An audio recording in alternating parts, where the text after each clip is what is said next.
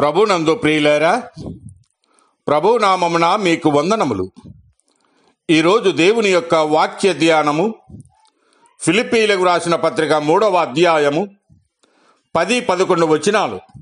ఏ విధము చేతనైనను మృతులలో నుండి నాకు పునరుత్థానము కలగవలనని ఆయన మరణ విషయంలో సమానము గలవాడనై ఆయనను ఆయన పునరుత్థాన బలమును ఎరుగు నిమిత్తము ఆయన శ్రమలలో పాలివాడనగుట ఎట్టిదో ఎరుగు నిమిత్తమును సమస్తమును నష్టపరుచుకొని వాటిని పెంటతో సమానముగా ఎంచుకొనిచున్నాను. దేవుడి ఈ మాటలు దీవించి ఆశీర్వదించునుగాక. గమనించండి ప్రియులారా, ఇచ్చట పౌలు యొక్క హృదయాభిలాషను మనము చూడగలం. పౌలు ఈనాటి బోధకుల వలె గొప్ప బోధకుడుగా పేరు ప్రఖ్యాతలు పొందాలనే ఆశతో కాక, నేను ఇంకా క్రీస్తును సంపాదించుకోవాలి, నేను ఇంకా ఆయనను తెలుసుకోవాలి, ఆయన పునరుత్థాన బలములోను శ్రమానుభవములోను పాలిభాగస్థుడను కావాలని అనే ఆశ కలిగి ఉన్నాడు. క్రీస్తును సంపాదించుకొనుటకు సమస్తమును నష్టపరుచుకొని వాటిని పెంటతో సమానముగాను తనకి ఏవేవి లాభకరములై ఉండెనో వాటిని క్రీస్తు నిమిత్తము నష్టముగా ఎంచుకున్నాడు.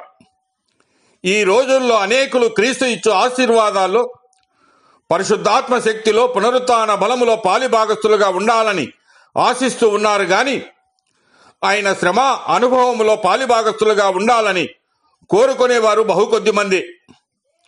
పౌలు అయితే ఆయన పునరుత్థాన బలమును ఎరుగు నిమిత్తము ఎంత ఆసక్తితో ఉండెనో ఆయన శ్రమ అనుభవములో పాలిభాగస్తుడగుటకు కూడా అంతే ఆసక్తితో ఉండెను. మనం అనేక శ్రమలను అనుభవించి దేవుని రాజ్యంలో ప్రవేశించాలని దేవుని వాక్యము సెలవిస్తూ ఉన్నది. అంతేగాక ఎవడైనా క్రైస్తవుడైనందుకు బాధ అనుభవించిన ఎడల అతడు సిగ్గుపడక ఆ పేరును బట్టి దేవుని మహిమపరచవలనని, శ్రమలు లేని ఎడల కిరీటము లేదని గుర్తించని ఈనాటి క్రైస్తవులు సేవకులు దేవుని కంటే సుఖ అనుభవమును ఎక్కువగా ప్రేమించేవారుగా ఉన్నారు.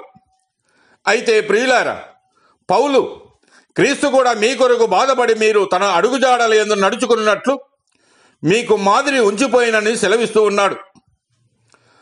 గమనించండి ప్రియులారా, తన మరణమునకు ముందు మంచి పోరాడితినని, నా పరుగు కడముట్టించదనని, విశ్వాసము కాపాడుకొంటినని, ఇక మీదట నా కొరకు నీతి కిరీటం ఉంచబడి ఉన్నదని సెలవిస్తూ ఉన్నాడు.